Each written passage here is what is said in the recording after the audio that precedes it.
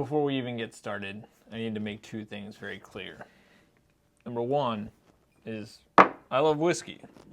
Number two is I live dangerously.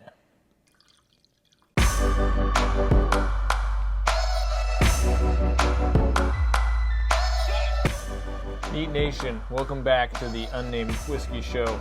Glad to have you guys here. Stoked to have you guys here, actually. Today it is a serious topic. We are going to talk about the dangers of drinking whiskey. I actually searched through YouTube and I couldn't find a single video articulating such things. But I think there's good reason, because nobody wants to get on YouTube and be like, wow, we really shouldn't drink this much bourbon. It's kind of a buzzkill, literally. But, I do think I think that it's important. I think we have to do it. But I also think that we can have fun doing it. Let's just own that this hobby of ours comes with some potential pitfalls. We'll call it that. If you're new to the Droopy Whiskey channel and you're like, oh, I can't believe this guy, he's just out to crush the whiskey, just go check out my channel. You know that that's not the case. I actually have an episode of my Unnamed Whiskey Show called Why You Should Drink More Bourbon. So I'm pro-bourbon, pro-alcohol, pro-bourbon, pro a lot of things. That said, I'm also pro being living past your 50th birthday. I think that's also a good thing. If you end up liking this video, which I hope you do, even if you disagree with me, hopefully that this is a good dialogue thing. Like let's use this as an opportunity to discuss, to chat, versus to be like, you're a douchebag. I think we can all rise above that. But if you like this video, get down and like the video. I would appreciate it for sure. And leave me a comment. Let me know what you think. That'd be great. Check out the Droopy Whiskey channel, where you'll find, again, plenty more videos that actually are advocating for drinking whiskey, because I think it's dope. You can also check out the Entry Proof Podcast. Entryproofpodcast.com. That is my new project with Brian Bikey from Abandoned Bourbon, where we break down brands, do interviews, do tastings, and give you guys more audio whiskey content for your non-visual moments. Mowing the lawn, driving to work, changing a diaper, that kind of thing. Finally, you can follow me on Instagram at Droopy Whiskey. One other note before we get started. There's no judgment here. This is warning signs, red flags. Hey, watch out for this. Hey, keep this in mind. There's plenty of plank up in my eye. I'm conscious of said plank. This is more me owning my planks and saying, hey, watch out for your things too. Let's be mindful of this together. What are the dangers of drinking whiskey? Now, this applies to scotch, rye, bourbon. You'd even apply it to rum too. The first one I was actually not aware of. It's sleep deprivation. So if we have this is a 2-finger pour. This is a 1.5-finger pour. So while it feels a little heavy to me, it's probably not that much. That said, if you are prone to drinking multiple drinks, a little drinky drink before bed, you're having a couple, it may have an impact on your ability to sleep. Now, it probably won't have an impact, at least negatively, on your ability to fall asleep. I find I'm way more likely to fall asleep faster if I've had a couple drinks that night. That said, my sleep quality is much worse when I have more than one glass of whiskey, more than one pour of whiskey in a given evening. And this is quantified. There's a really, really dope thing. I wear it on my wrist. And keep in mind, I'm not being paid to advocate for this. This is called Whoop. It's a fitness band, but what is really cool about Whoop is they measure the quality of your sleep. It's really about trying to quantify how well you've recovered from the day before. And the thing about alcohol is it's poison, and your body, when you drink, it has to cleanse that from your system. So when you go to sleep, the whole idea of sleep's whole shtick is to help your body recover from what you just did to it. And if you just put alcohol in it before you get to bed, your body's trying to work overtime to recover for the next day. So you actually maintain an elevated heart rate in your sleep, which ain't great for your heart. We'll get into that a little bit more. And your sleep is just not as good.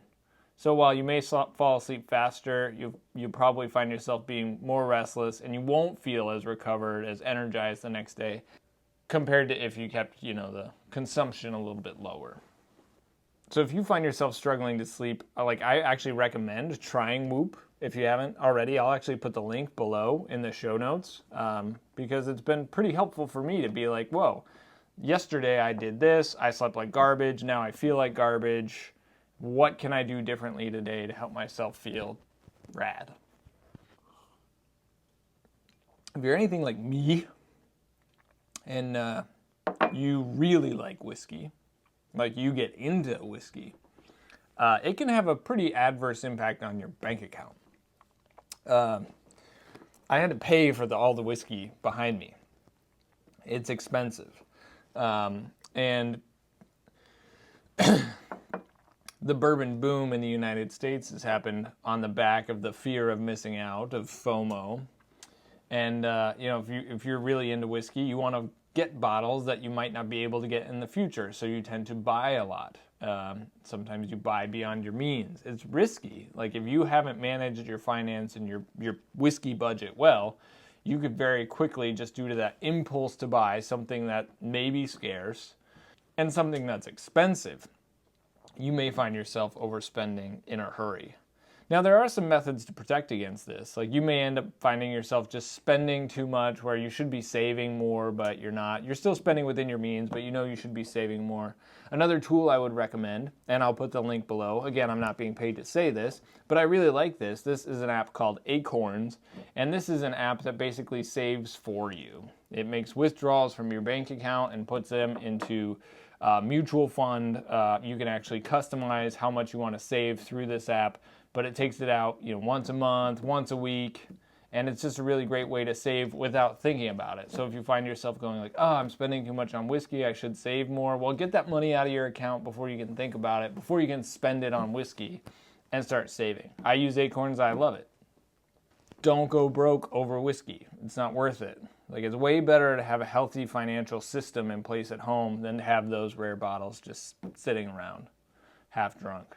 Like, they're not doing any good for you there. Number 3, I have been working out over the last year more than any other time in my life. I'm definitely in the best shape I've ever been in.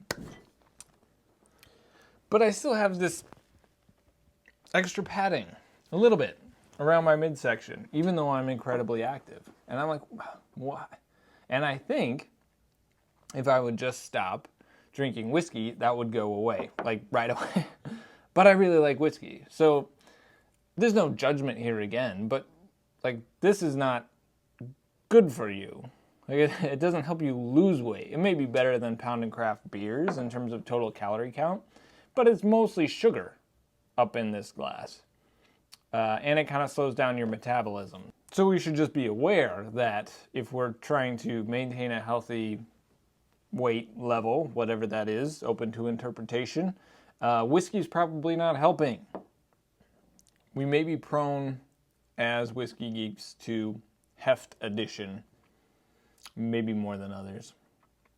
Now, granted, one of these a day, 5 a week, that's not really going to do you in, but if you really like this stuff, and you're 2 a night, maybe 3 on the weekends, you don't really take days off, yeah, I mean, it's probably going to get you a little bit. You'd probably be a little bit better off not having it. So a point to make here is, like, we talk about drinking responsibly.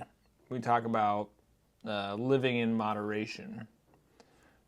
That is important. Like, I think we should periodically take a break. Go a day without bourbon. Go a day without whiskey. Go a couple of days. Go a month. I've tried going a month before. It's difficult because I like this stuff so much. I can go multiple weeks, but I get bored in the evenings. I like to sip on something, and a white tea doesn't do it.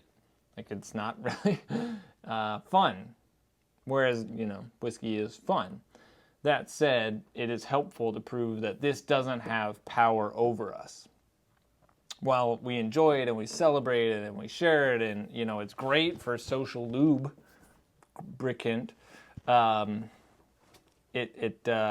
we want to make sure that it doesn't grip us in a way that's unhealthy. And so these next two they're a little bit more serious. The first ones have been, more fun, a little bit more superficial, but we know that whiskey can take a very dark turn. Any alcohol in general. Like, in the point where we are dependent on alcohol, it can start to have a pretty massive impact on our mental and relational health. Even in smaller patterns of consumption, like I know that I personally have experienced times of heightened anxiety and heightened depression because I'm too dependent on this for my relaxation. Like, I've lived through a couple pretty stressful or hard times over the last couple of years, and it's very, very easy at the end of the day to feel better by drinking more whiskey than I should. Now, that if this is what I'm going to feel better, if this is my hope, like if this is what I'm about, then it only makes sense that the next day I'm gonna just slip into a pretty massive state of depression because I won't have dealt with the things that were causing me stress or anxiety.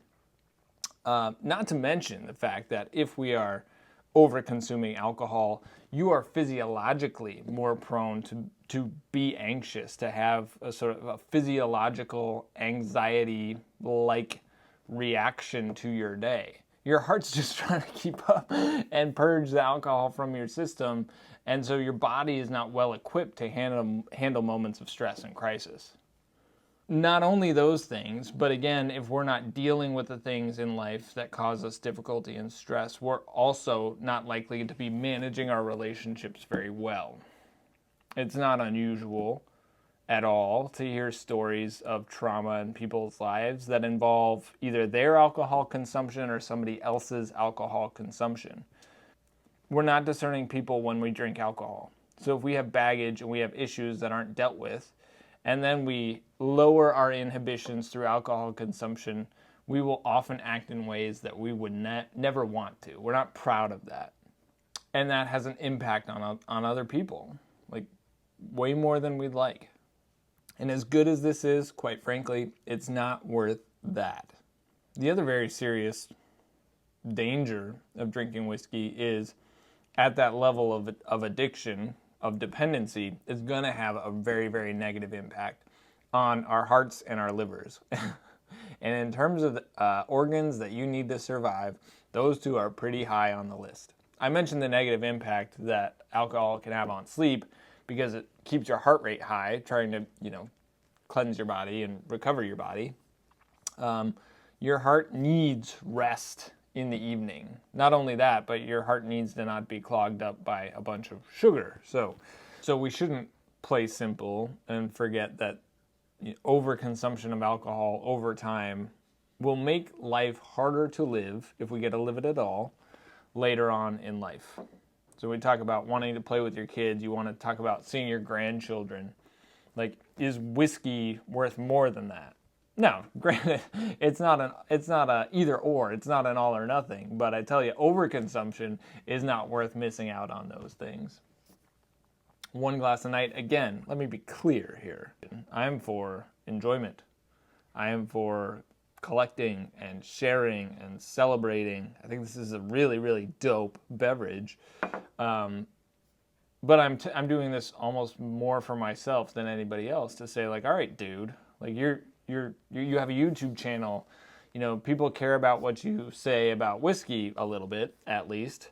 So don't get too into it, because it's not everything. And if you're going to do it responsibly, then own that this can be a dangerous liquid. Finally, to return to a slightly lighter note, is when we get into whiskey, like we sort of love it in its simplicity. Like, oh my goodness, this is this is good. And this is, what did I have? A $15 bottle of bourbon.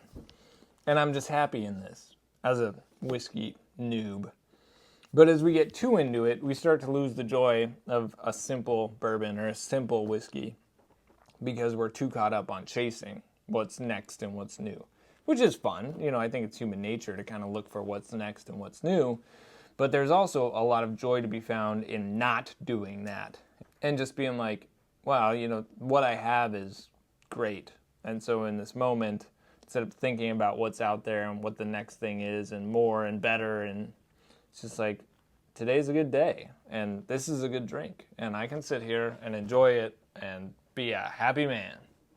That's probably a better way to go through life than always clamoring and thirsting and lusting for what's new and bright and big and hyped. If you watched this video, thanks. I hope, it's just a moment to pause and think and go like, am I good? Are we good here? Can I put the bottle back on the shelf? Can I go a couple of days?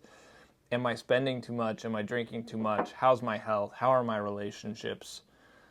It's probably worthwhile, especially if you find yourself watching a lot of videos on YouTube about whiskey. If you find yourself kind of obsessive, no judgment, because it's a hobby, and I'm mildly obsessive about whiskey. I'm pretty obsessive. Obviously, I have a YouTube channel about whiskey. I'm pretty obsessive about golf, but in those things, the things that we sort of extract the most joy from is probably the most danger that we would abuse those things. So hopefully, again, today is just a good opportunity to go, It's my belief that if we enjoy whiskey well, in moderation, well-paced, with the appropriate priorities, we'll actually be able to enjoy it longer. Be able to enjoy it longer in life. We won't suffer from fatty liver syndrome or alcohol addiction, those things that cause us to have to hang up our glasses, if that's a thing. We can avoid those things if we manage this well, and then we can thus enjoy it for many years to come. All right, next week we will be back on the nonsense trail, talking about what the deal is with many different bourbon, whiskey, rye, scotch brands. Always a good time. Don't forget to check out the Entry Proof Podcast. We've been releasing new episodes every Thursday, noonish. entryproofpodcast.com. I also do YouTube live streams every Thursday evening-ish at 8 p.m. Central Standard Time. So check back here if you want to hang out and share a drink in a healthy way. Thanks, squad. Stay healthy, stay safe, and remember to keep it neat.